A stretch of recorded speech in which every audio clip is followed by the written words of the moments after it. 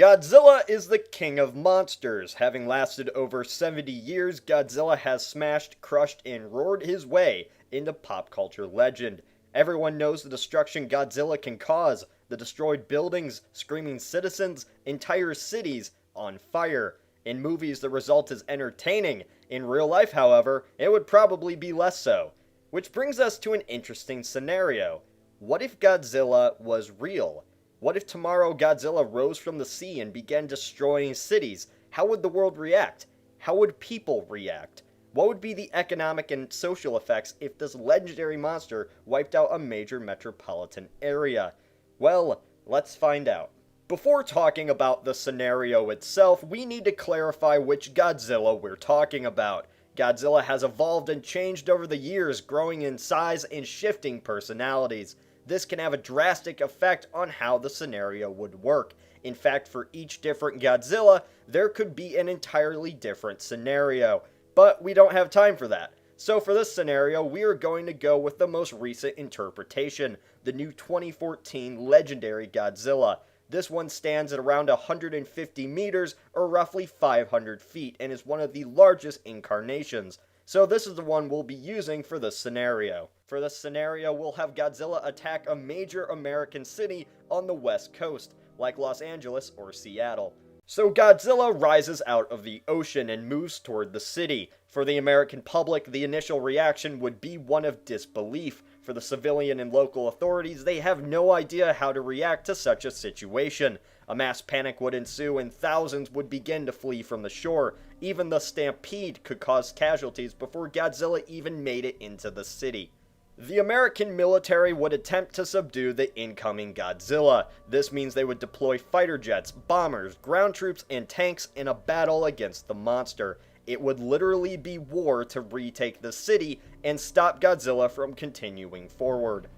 However, the United States would realize the weapons are not working, so they would use heavier artillery, so to say. Wherever Godzilla would be, it would not just be the monster civilians would have to worry about, but the military campaign against it too. Killing Godzilla would be the first priority for the US, and in a realistic scenario, if civilians could not retreat in time, they could be counted as acceptable loss. In the most conventional terms, Godzilla is nearly impossible to kill. Not even a nuclear bomb can kill him. Thus, human weapons for the most part would be utterly useless. With this, it is up to the assumption Godzilla simply rampages through the city. Even if Godzilla is not trying to destroy anything, his sheer size could destroy entire blocks, buildings, and wipe out millions of lives. At the end of the attack, Godzilla goes back into the ocean and disappears. Any military engagement on him would be away from the public eye, and the military battle would move underwater out at sea. After the initial attack, the city's coastlines, downtown, and other regions are in ruins. The population either fleeing, hiding, or left to deal with the apocalyptic destruction never seen before. If, say, Los Angeles is hit, its population is roughly 4 million. If even 10% of the population was affected by Godzilla's destruction, that is still 400,000 lives potentially lost. This brings us to the aftermath of a Godzilla attack. The reality that at any time a massive reptile can come out of the ocean and kill you and everyone you love would be a hard one to accept. World reaction to a Godzilla attack anywhere would be one of fear and panic. Any city on the coast could now be vulnerable to destruction. Tokyo, Hong Kong, New York, cities with millions of people are suddenly in the gravest danger. The cultural and social effects would be astounding. First off, all the world religions would automatically have their own interpretations of what Godzilla means. To many, this would be a sign of the apocalypse. Many would worship him as a god or fear him as a demon. North Korea would probably say they created him. The world economy could be put in jeopardy as stock markets across the world plummet. The idea that importing goods on the coast could be wiped out in a day would not lead to the most stable trading markets. With shipping on the coast at risk, businesses could lose product, and thus investors would not want to put money into something that could be so vulnerable and destroyed. Economic investment would flee from coastal cities and into landlocked states and regions.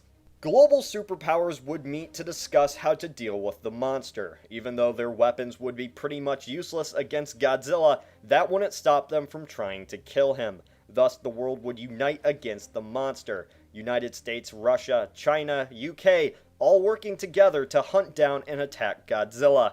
Technology would be used to track Godzilla's movements, thus being able to save millions of lives by warning of an impending attack. Even though many more cities would be affected or destroyed, humanity would still fight on. If Godzilla was truly real, nobody would want him alive. The potential destruction he could cause if he existed would leave him to be a far more deadly adversary than terrorism or anything the world had seen before. Once Godzilla rose from the sea, entire military battles would occur in major cities. Battle of Tokyo, Battle of Seattle, etc. If Godzilla existed, it would be a war and millions would die. In war, technology is invested to gain an advantage, and so it is easy to assume humanity would invest in new technology to kill Godzilla. What this technology would be and if they could even kill him is up to your interpretation.